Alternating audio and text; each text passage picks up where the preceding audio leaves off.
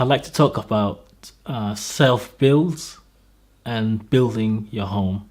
For most people, this is a very attractive offer. A lot of people like to build their home. A lot of people like to build their dream houses it's either for retirement, or if you build it early on, a nice family home for you to raise your family in. The key thing and the number one thing to consider when thinking about this kind of project is the finance. How are you going to finance it? Do you have enough money saved up? If so, great.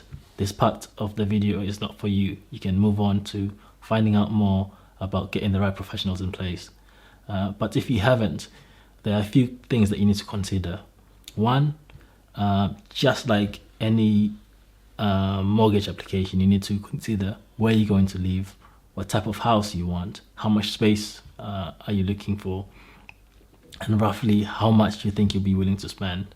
Once you've got the space and you know the type of design that you're after, the next thing is to start speaking to mortgage providers quite early. There are a few self-build mortgage providers out there on the market, but some mortgage providers don't do self-build mortgages. So you need to be sure that you know where you're going to be getting the mortgage from, and know from an early stage what their requirements are and what they're likely to give you, because that will inform your decisions when you're choosing the place that you'll be building, the land that you'll be building, and the type of style that you'll be building. And I think the style is quite key when you're thinking about building your home, whether it's going to be a timber frame house, a masonry house, whether it's going to be traditional design, modern design, because those things will have an impact on your mortgage application. And other thing to consider that's slightly different with self-build mortgages is that the mortgage provider will be giving you mortgages as the build is progressing.